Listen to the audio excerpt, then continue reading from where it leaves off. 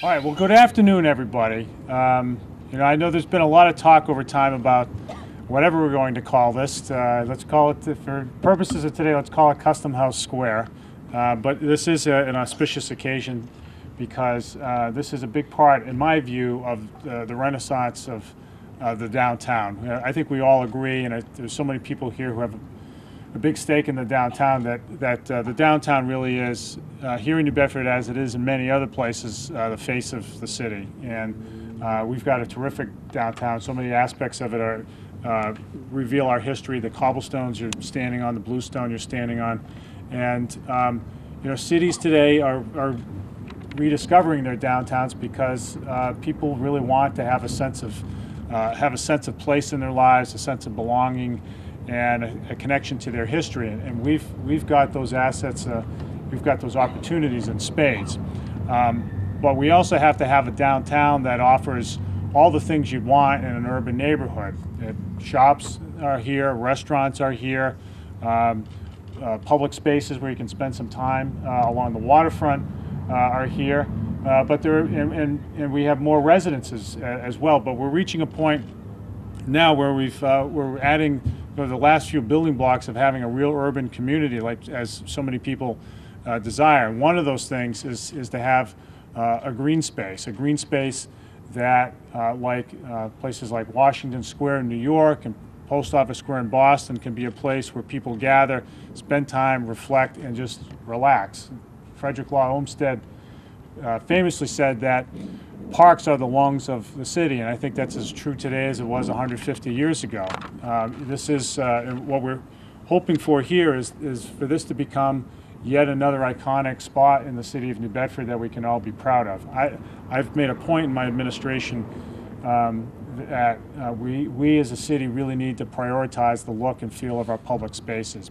When we talk about our city with pride, we usually refer to those things, those places where we like to spend time, with the Whaling Museum and the plaza around the Whaling Museum and the cobblestone streets and the connections to the water. Well, this is going to be another thing that we can all feel proud of. And in a couple moments, I'll introduce Chris Reed, who has been a friend of mine for an awfully long time. He's from New Bedford and has designed this plaza in a way that I think we'll all feel deeply proud. But I think creating great public spaces is key for a city like ours to move ahead, to offer people something they can't get elsewhere. You don't get this in the suburbs. You don't. You get it in a place where people can connect with their history and people can walk from place to place, and that's right in the middle of the city. So it's with great pride today that I guess we're going to call it Custom House Square. I don't know if Steve Urban here at all, by the way. He's not here. Mr. Secretary, we had one of our columnists at the Standard Times had a game in the last couple of weeks in the newspaper in which he asked folks to come up with a name for this space, and there are some really great ideas and some ideas that were not quite so great, but we'll work through it as a community. But I think whatever we end up calling it, I think it's going to be the kind of source of pride that will build on those other assets that we have here. And I want to thank so many of you who have a big role to play in our downtown. I see so many folks here who own shops and restaurants and downtown leaders who came out today to see this all happen. And it wouldn't happen if it weren't for the hard work of our city crews. Jill McLean, our city planner, couldn't make it here today, but folks like Jen Nersesian from the National Park Service as well, Ron LaBelle, our Commissioner of the Department of Public Infrastructure, Kenny Blanchard, who's standing in the shadows back there, standing in the shade on the warmest day of the year thus far, who's also playing a big part in the construction here. It takes a team effort, but because it is a team effort, I think there will be broad investment into this place. I know there have been controversies around parking and about the events here, but I think change is always very difficult just before it happens. But I think in the long run, people look back and say, yeah, we had to wait a little bit longer for a parking space here and there, but not that much. But we got something great that we can all be proud of. So it wouldn't happen. None of this would happen if it weren't for the strong support of the Patrick Murray administration, and in particular, Secretary Rick Sullivan, who's the Secretary of Energy and Environmental Affairs, who has become, in many ways, the patron saint of New Bedford in the state, Rick. And I don't know if you sought out that title, but you got it now. Secretary Sullivan has played an integral role in pushing the South Terminal project along, which, as all of you know, is a big part of our economic future, not just in the city, but in the entire region. And he's played a big part in making sure our public spaces become better still. The state grant that is making this possible is something that the Secretary's office issued and supported. He recognized the unique potential here. Likewise with the Harbor Barrier Walk that will be next in the queue. Ron's going to get right on it the day after he's done building this.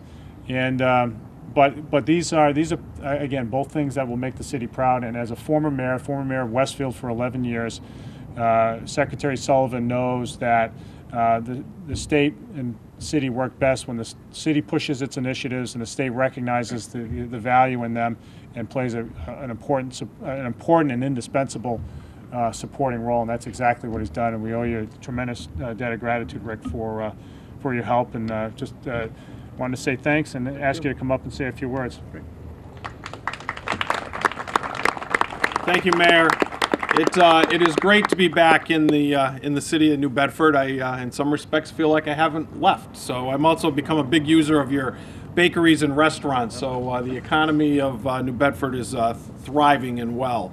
I am here representing Governor Patrick and Lieutenant Governor Murray in what truly is, I think, one of the hallmark partnerships that the Patrick Murray administration has created and made it happen and made possible. And that is our partnerships across Massachusetts with our cities and towns, growing our parks program, so that to date, there's now over 101,000 acres of land that has either been put into park use or permanent conservation since Governor Patrick and Lieutenant Governor Murray took office, so that we now have more land that is put in preservation than is actually in development.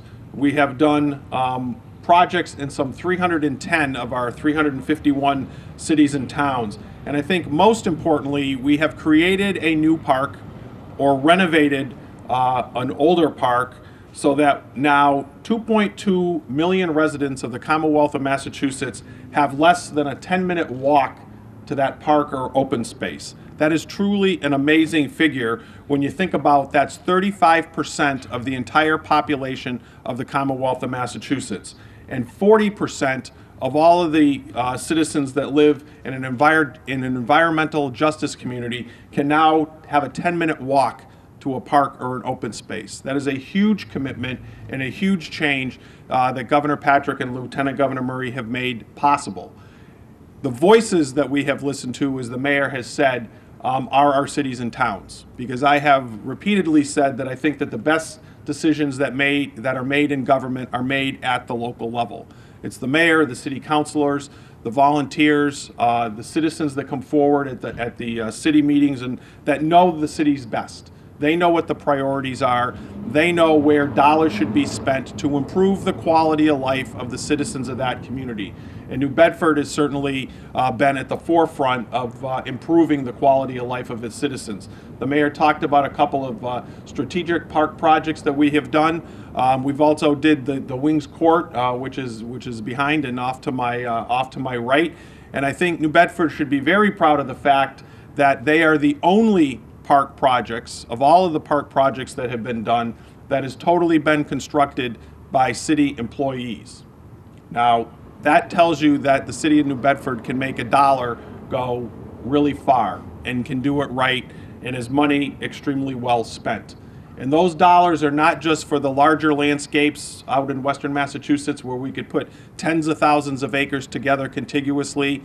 There is a recognition by Governor Patrick and Lieutenant Governor Murray that the Custom House Square behind me is just as important as those large-scale landscapes, because this is where the community has access to open space. You can do large scales event in here. You can do the farmers market. You can do winter's event. It can in fact be a draw into the downtown of New Bedford, and that is replicated across our urban centers across Massachusetts day in and day out.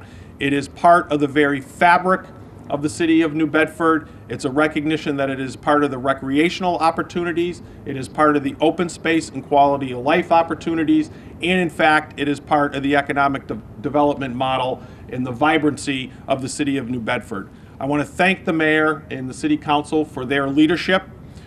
They are time and time again, I am on speed dial with the mayor. It is a voice that is always there understanding what's important to the citizens of New Bedford. And I would be remiss if I didn't recognize the state delegation who I hope is down in Boston, and all of the representatives are choosing growth today as we begin the debate and the voting on the revenue package of the future in terms of education and infrastructure. So Senator Montigny and Representatives Cabral, Kazera, Markey, Schmidt, and Strauss have all been proponents of not only this project, but the funding that is needed to make these investments possible. And make no doubt about it, when the governor talks about growth and strategic investments, he is talking about the very types of projects that are behind me that are going to make the communities that they are located in better, improve the quality of lives of its citizens, and improve the economic development opportunity in every single one of those cities and towns. So on behalf of Governor Patrick and Lieutenant Governor Murray, I want to congratulate and thank the mayor and the city of New Bedford and everybody who made this project possible. Thank you.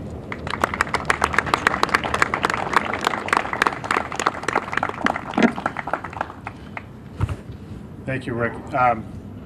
Next up, I'd like to call my good friend, longtime friend, Chris Reed, up to the podium. Now, for those of you who don't know, I think some of you have read certain things about Chris in the newspaper, all good stuff, and it's all true. Let me just take you back to a conversation we had shortly after I got into office.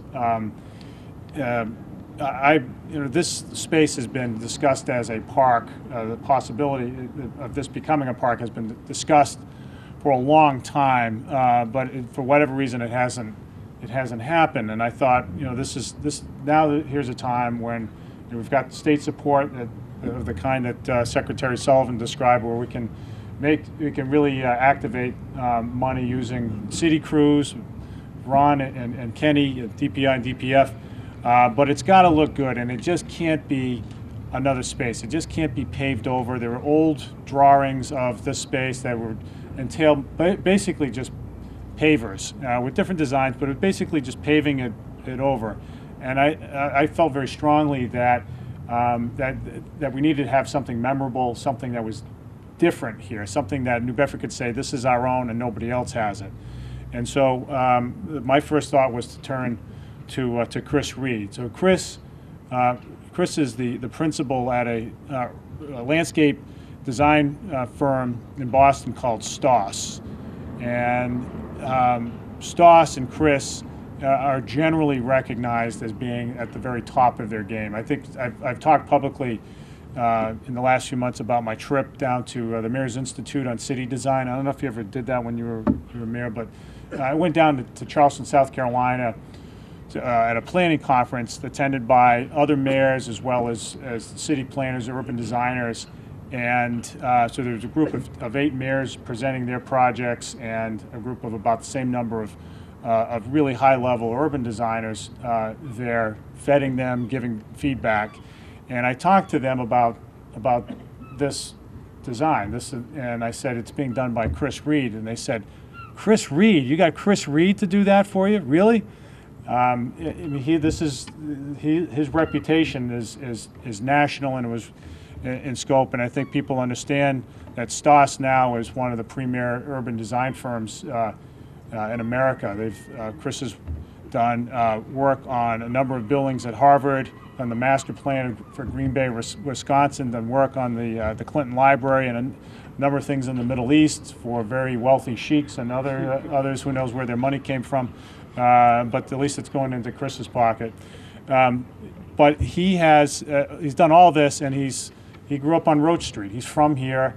understands the place, understands the context in which this is happening, and being from here also comes with a certain level of guilt, because I went to Chris and asked him, Chris, is this something you would do? And he said, yeah. And then I exploited the guilt, and I said, would you do it for your hometown for free?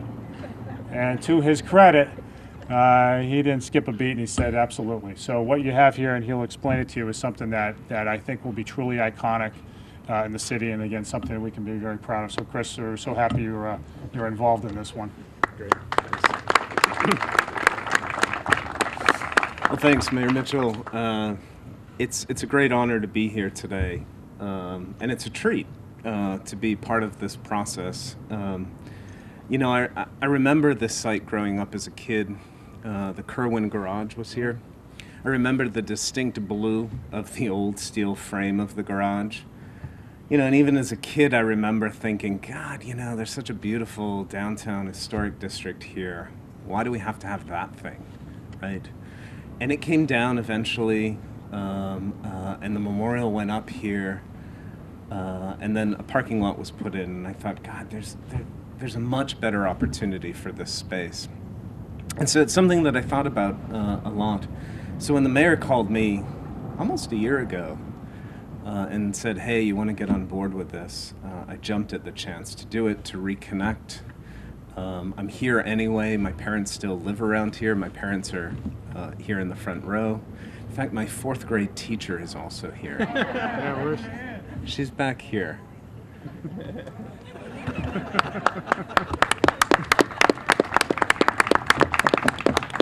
It's quite unusual. I go to groundbreaking ceremonies when I have parents and teachers represented, so that part's a treat. You know, it's great. The project here is really to convert this site into a new, lush, green outdoor living room for the city.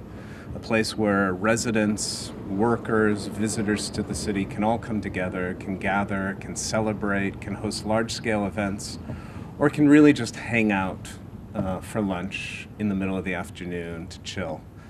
And it's all these things, all these opportunities together that create for really great city spaces. I do want to thank the mayor for his leadership.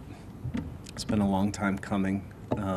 And the fact that with his incredible staff, they've been able to move this project forward. We've had some great conversations. Many of you have been around the table as we've begun to think through some of the ideas. We've been working with the folks that are up here as well as we begin to hone some of the design details for construction and all that. And I've got to say, to have a city staff ready to jump right in and build the project is also a real treat. Makes the project really unique for us. So it's a great thrill for me to be here. I thank you all who participated. I congratulate everyone here for getting to this day. And I look forward to coming back on opening day to celebrate with you. Thanks. Promise.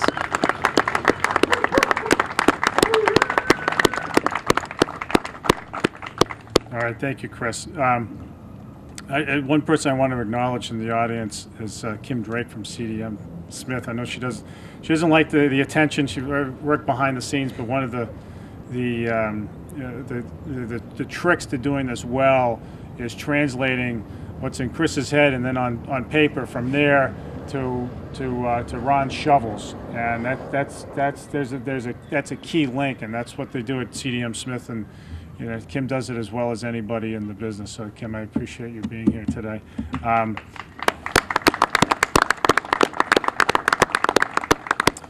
With that, let me call Ron LaBelle up, who you know, was just standing off to the side, and I called him up here to stand up here. I'm going to come up to speak now, just to really put him on the spot.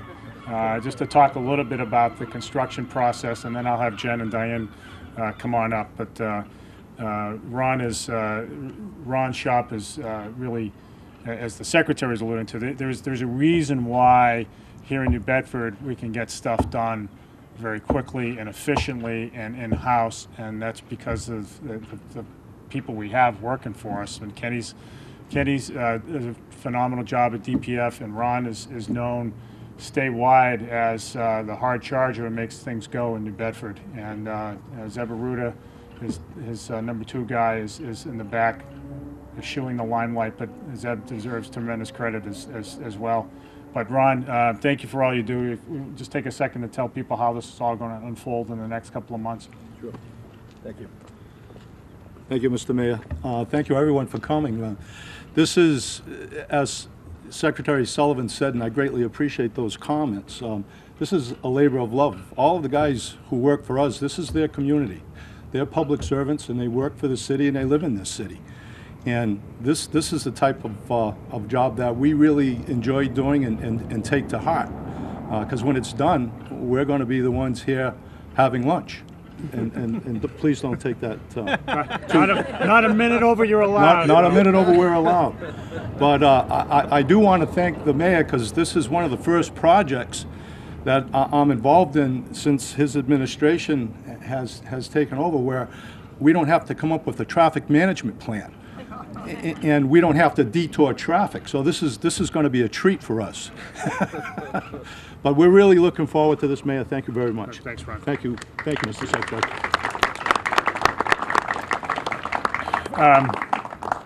This project is, as I've said before, is going to be good for business. It's not just about creating the park and lounging around and on a day like this, getting some nice sunlight. It'll attract people here. It'll attract investment, and I know so many of the business owners who are here today see it the same way. And so I asked for that reason to have Diane Arsenal, the executive director at Downtown New Bedford, Inc., to come up and say a few words. And we really appreciate D&B's support of this project, Diane, because I think it's going to be good for everybody. Thank you. I can see. Thank you, everyone. An urban park is enjoyed in many larger cities, whether it's called the Central Park or the Common Park. It is there for the community to enjoy, and now it is our time. Downtown New Bedford has experienced growth within our residential population, the growing educational community of students and faculty with BCC and UMass, the great arts and business community. We can all benefit by this green space, having a place to relax and enjoy the outdoors, for lunch, a walk, a meeting when you want to get out of the office, or just a needed break in the day, like right now. This park provides new opportunity. We as an organization have concerns when moving our large festivals, such as the Taste of South Coast and the Chowder Festival, from this space to Pier 3. We've been concerned about the loss of foot traffic local businesses enjoys on those days. But cooperative efforts by the National Park Service and the Harbor Development Commission will allow for easy shuttle access around the downtown and parking areas to the pier and back.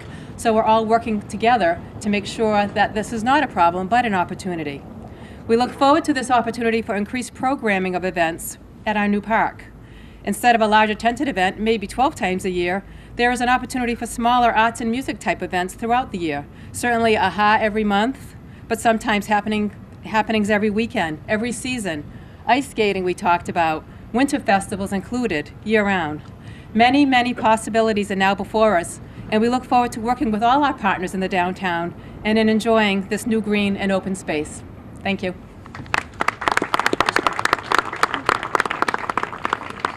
We have many partners in the downtown, and it really makes our downtown go. And I know so many of them are here today. James Russell from the Whaling Museum is here. Lee Heald from AHA, which is one of our signature programs, is here. Roy Nascimento from the Chamber of Commerce. Mike Metzler, who's leading the charge on a number of important initiatives now in the downtown area. It really does take a lot of teamwork to build up a space like this.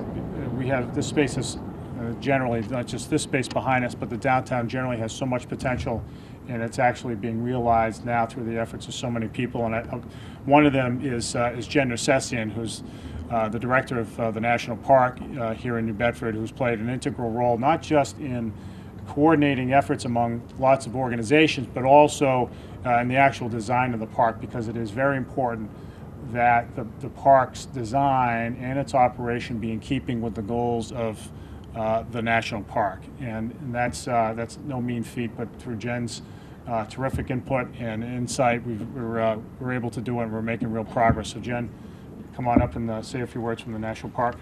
Thank you. Thanks. Thank you. Good afternoon. On behalf of the National Park Service, I'd like to thank Mayor Mitchell and his entire team for their leadership and vision in moving this important project forward. It's a metaphor that's been mentioned before, but this space really is the heart of our national park. The heart, our center, the core of who and what we are. As a parking lot, its arteries were the streets, and the circulation was about cars, passengers just stopping in here just long enough to get to their next destination. It was a convenience, but not much more. Now, with this new green space at the heart of our downtown, we have a place for people. A place where we can relax, recharge, connect with each other, play, converse, contemplate the world, our rich history, and our surroundings. Create. This is what our center should be. And instead of tracing the tracks of vehicles, the arteries of this new heart will trace connections between people as they move in and out of this space to points all around the city, bringing the building blocks of community with them. Someone observed to me recently that usually you know what to expect from a national park. You pay your entrance fee, the gate goes up, you see the sights, you go home. But our park is different. It's not a park where you visit and leave. It's the national park where you live. Where instead of rushing through life, we live. I think this new green space will really do justice to that concept. And again, thank everybody who had a hand in bringing it to fruition. Thank you. All right, I think now's the time we can start digging. You got some shovels in the back. Remember, use your legs, not your back, and be good to go. All right, I think we're ready. All right. Yeah.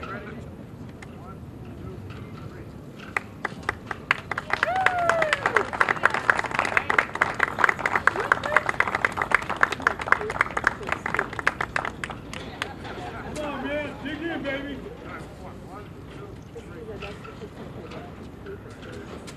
All right, I need a break now.